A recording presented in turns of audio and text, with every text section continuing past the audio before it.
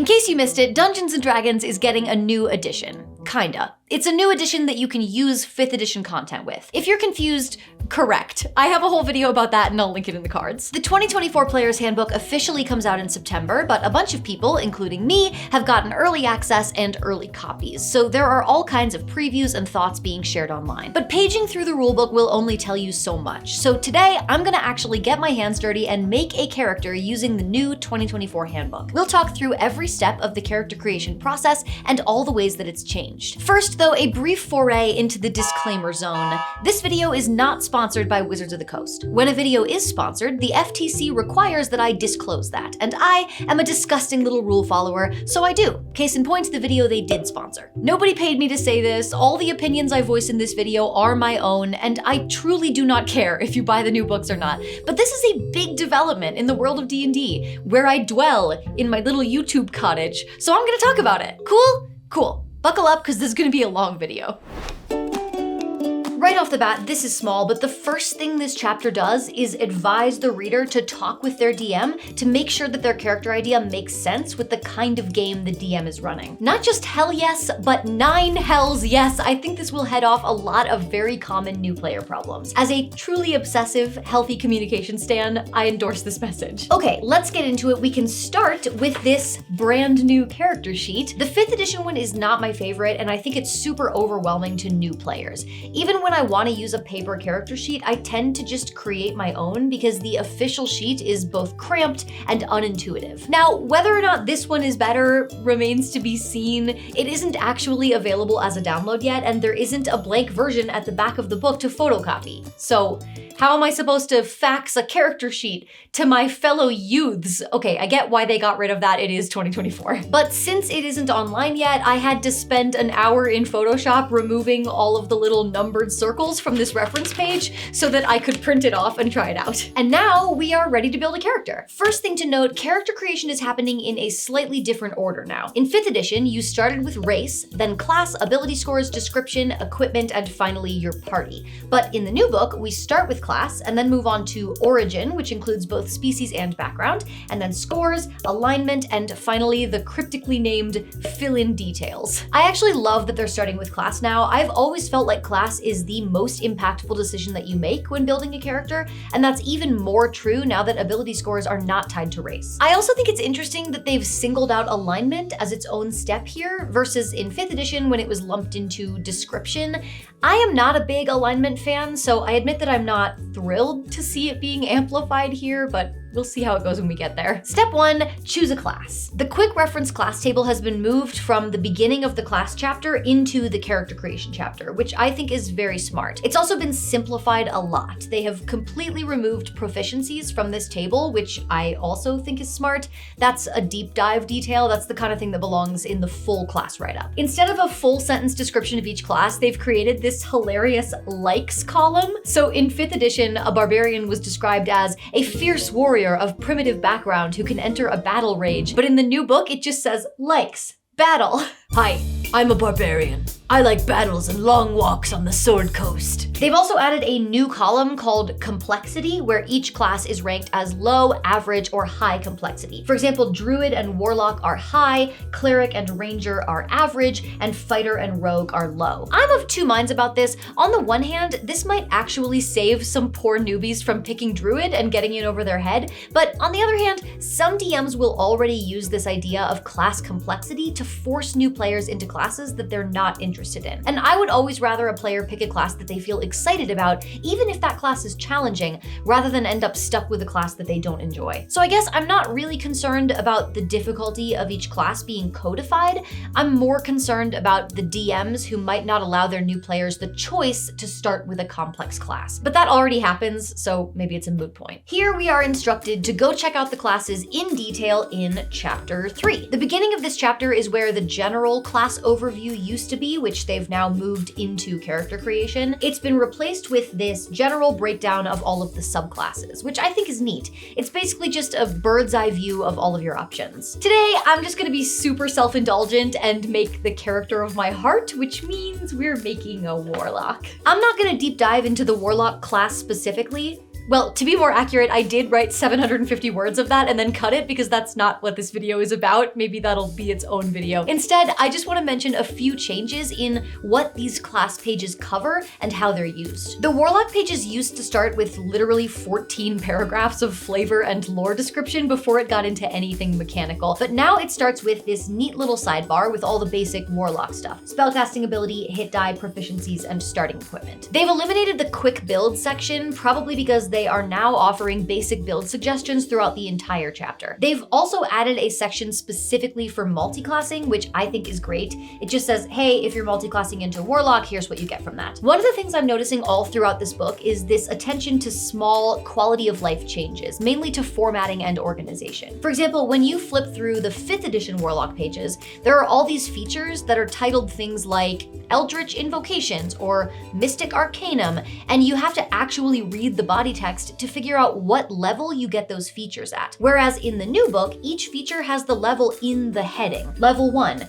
Eldritch Invocations. Level 11, Mystic Arcanum. It makes it super easy to skim the class pages and quickly find what you need for whatever level you're at. We are told not to dive into class features just yet. The character creation chapter says to write down our class, level, and armor training. And then it says, hold that thought, you'll fill in more details about your class later. And I was initially going to follow these instructions, but some parts of this process get more complicated later if I don't pick my spells first. So I'm gonna break the rules and fill in a bunch of class details early. We get 2 things at level 1, our first invocation and our spellcasting ability. There are only a few invocations available to us at level 1, Armor of Shadows, Eldritch Mind, and the 3 Pact boons from 5th edition, which are now invocations. And as much as I would love to take Pact of the Chain, especially since they've added Skeleton as a possible form for your familiar, I think I'm gonna indulge my inner bookworm today and take Pact of the Tome. This grants me 3 cantrips and 2 level 1 ritual spells from any class's spell list on top of my Pact magic, which makes me damn near resemble an actual spellcaster. Does that mean I'm in the caster club now? Guys, Pact Magic gives me 2 cantrips and 2 first level spells. So with my Pact of the Tome, that's 5 total cantrips and 4 first level spells, 2 of which must be rituals. In another shockingly obvious quality of life improvement, each class's spell list is now contained within the class section. Incredible. Why did this take so long? In case you missed it, everybody now gets their subclass at level 3, so Warlocks don't pick a patron until then. I have a lot of thoughts about that, but I'm practicing restraint. I'll just do a Warlock video, it's fine, it's fine. Next up is Origin. This section covers background, species, and languages. I like that background is first here because I've always wished that backgrounds were less of an afterthought in 5th edition and more helpful for actually putting together a thoughtful backstory. Most of the people that I've played with either come up with their own backstory and then just pick a background that aligns with it, or they choose the background that gives them the most mechanically efficient bonuses. Either way, the background choice isn't really a key part of the build. Prioritizing them over species seems like a good sign that they're trying to make backgrounds more important, right? So let's flip to the character origins chapter and see how they've expanded and strengthened backgrounds to really make those a foundational part of your... Interesting. Despite the addition of some beautiful setting artwork for each background, which I absolutely love, by the way, I think it's so neat that you could page through the backgrounds and try and imagine your character in each setting. But despite that, the backgrounds themselves are, pardon my French, but they're puny. The description of each background has been cut down to maybe 20% of the length in 5e, and I know I praised the class chapters for cutting down on flavor text and getting to the point, but these have been so brutally slashed that most of them are literally only 2 or 3 sentences. And they've also completely cut the rolling tables for traits, ideals, bonds, and flaws. Those sections are removed from the character sheet too. Now it just has a tiny box called Personality and Backstory. They did create a new tool, which we'll get to in a few minutes, which offers a simplified version of the traits and flaws, but ideals and bonds are completely gone. I don't think I like that. I'm not gonna die on that hill. Maybe I'll use this new system for a few games and realize that the change is for the better, but right now, it feels like they've eliminated a tool that was useful for people who are new to roleplay or who struggle with giving their characters unique personalities. At the very least, I would have loved to see some sort of new addition to the backgrounds to replace that cut feature. Like maybe a list of open-ended background-related questions for players to consider. For example, the farmer background could say stuff like, what kinds of livestock or crops did you keep? And was your farm abundant or did you struggle to get by? And the entertainer background could say stuff like, how disappointed were your parents when they found out that you were never gonna have a real job? Anyway, my bookish warlock is going to be an acolyte. She was growing up to be a good little cleric, but got a little too interested in poking around ancient religious sites and developed an unwholesome interest in her god's enemies. Next up is a new addition to backgrounds that I actually do like, and that is origin feats. Basically, everybody gets a feat at level 1. I'm the kind of DM who typically gives my 5th edition players a level 1 feat anyway, because feats are awesome, and I hate that you have to give up an ability score increase if you want one. When I'm a player, I usually don't end up taking a feat until higher levels, even though they're way more fun at lower levels when you can only do like 3 total things, and being able to do one more thing is very exciting. Acolytes get the Magic Initiate Cleric feat, which is perfect for this warlock's continued quest to cosplay as a full caster. If you were wondering why I decided to pick my spells early, this is why. It would be so backwards to be picking these bonus spells before I've even picked my main class spells. I get 2 cantrips and a 1st level spell, which I can cast using Charisma as my modifier. Next, we mark down our proficiencies, both from our background and our class, and then our starting equipment. Also, they kept the trinket thing from 5e, which I've never actually used, but it seems like a fun way to generate quest or backstory hooks, so I guess today's the day I start. 87. An iron holy symbol devoted to an unknown god. Man, sometimes the dice are paid actors. That's almost too obvious for an acolyte warlock. It's perfect. This is around the point in a character build when I start thinking, why did I pick fantasy bookkeeping as a hobby? But don't worry, we have come to another big choice, species. I'm just gonna head this off at the pass. I don't really care that they've renamed race to species. I get the impulse behind it. I agree it sounds a little clinical and lineage would have been better, but ultimately it doesn't affect my gameplay. I'm also not really bothered by the elimination of half races, which always felt like a weird thing to single out only elves and orcs for. I feel like the best options were either eliminate half races entirely, like they did, or introduce a brand new race combination system that could be used for all the races. And as much as I love an elf and an orc had a little baby, that kind of system would be a pretty radical change to the core rulebook, and I think it functions best as a supplementary option. Dang, that was a lot of honest thoughts on a controversial issue. Quick, gotta make a joke. Where's my sword? That's why I always carry a sword! To cut the tension. Saved it. I'm not gonna apologize for what's about to happen because I warned you that we were being self-indulgent. It's tiefling time. Not only does this choice give me yet more spells, but look! This tiefling is Ginny decoded. Things that have been eliminated. Most of the flavor description, name suggestions, and the universal societal hatred and mistrust of the entire race. They've also removed species-based ability score increases, but I think we all knew that already. More surprising to me is that they've removed the lifespan of each species. Some of them, like dwarf and elf, have this written into the flavor description, but some, like tiefling, just don't say anything about it. How long does a tiefling live? Longer than you if you make a joke about them being horny. Seriously though, I don't know. Things that have been added. 3 different fiendish legacies to choose from, and a pronunciation guide. That one's for you, Lae'zel. The tiefling was clear. This isn't really important, but I just wanted to mention, you can be a small tiefling now. Love that, 10 out of 10. I'm gonna pick the Infernal Legacy because there's something interesting to me about pairing that with a religious character who falls from grace and turns to a darker, more forbidden sort of magic. It's kind of like a nature versus nurture question. Does her infernal bloodline play a role here, or is it coincidental? That's something that this character could grapple with. And it makes me think that when she hits level 3, I'd probably pick the Fiend Patron to tie into that. Oh man, I've got so many spells now, they are definitely gonna let me in the club.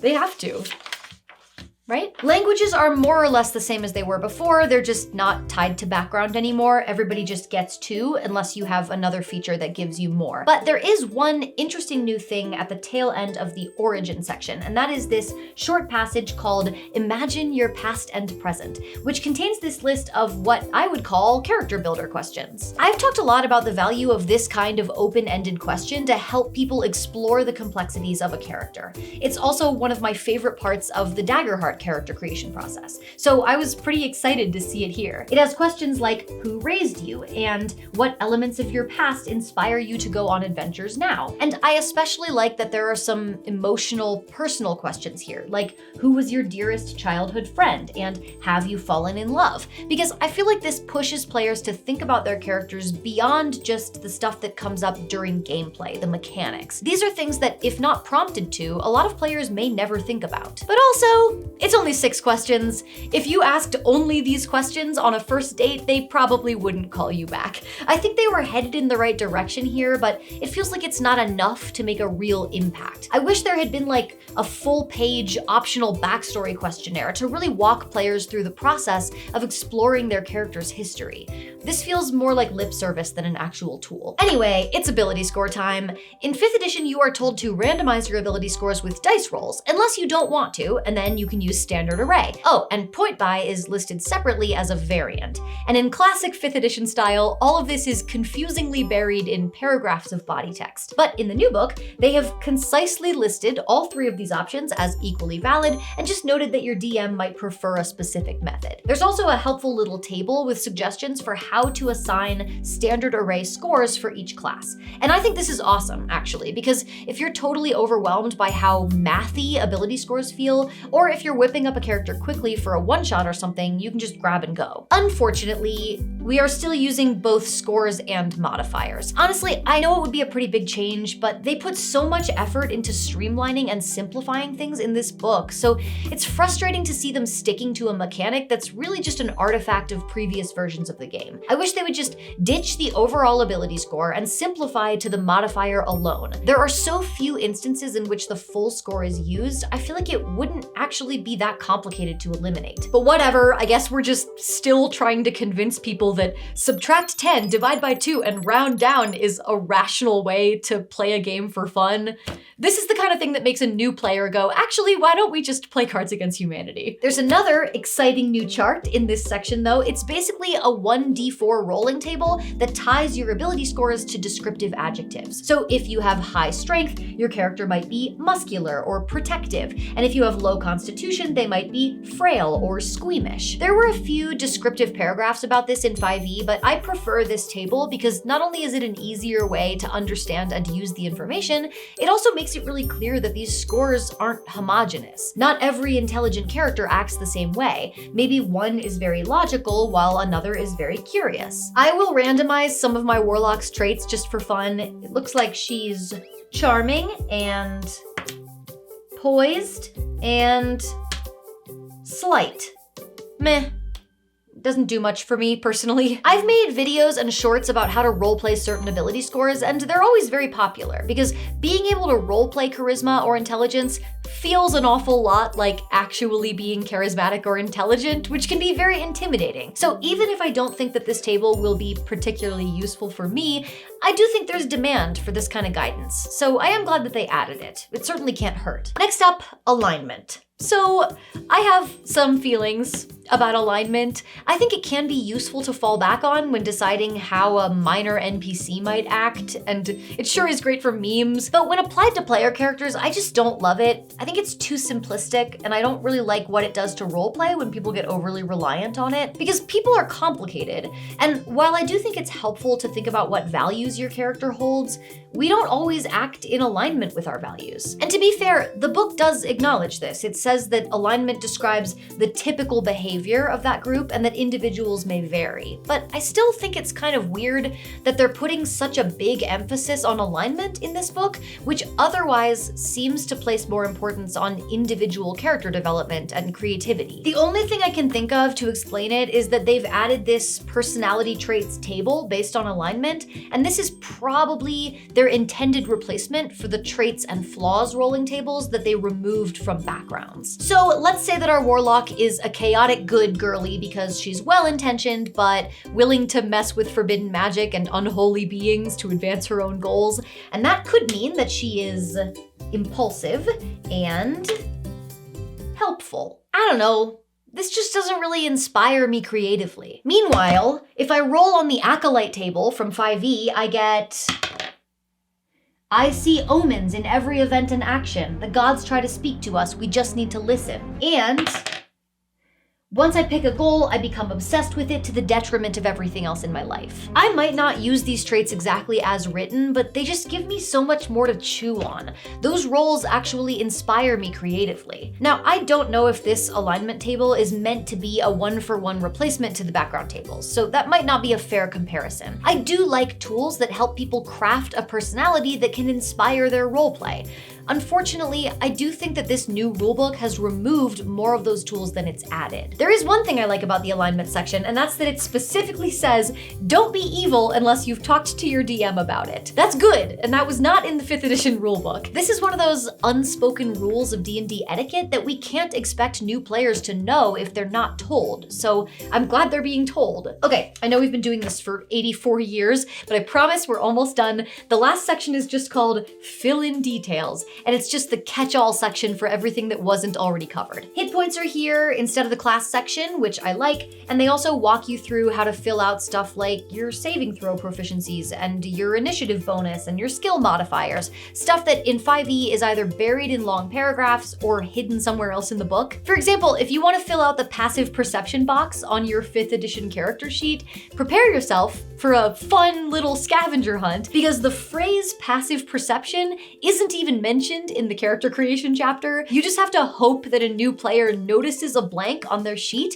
and then looks for it in the index so that they can track it down on page 175 deep in chapter 7. We also finally get to name our character here. Since name used to be tied to race and race was step 1, the name was a very early choice in 5th edition, but now it's kind of an afterthought, especially because the only guidance that we're given is that the name can be anything we want. While I do like that names aren't tied to race anymore, I feel like there could have been a way to give us some origin-related name guidance, at least. I've really enjoyed naming conventions in D&D, like tiefling virtue names or gnomes collecting a bunch of nicknames, so it's a little sad to just erase all that. It gives players more freedom, but less flavor. Anyway, you can rip tiefling virtue names from my cold dead hands, so our little warlock is going to be named Blasphemy. I like the idea that she was raised by a temple where she was an acolyte, so she had some sort of religious name, like Sacrament, but when she was caught dabbling in dark magic and kicked out, her divine name was stripped from her, so she named herself Blasphemy, half as like a tongue-in-cheek acknowledgement of her history,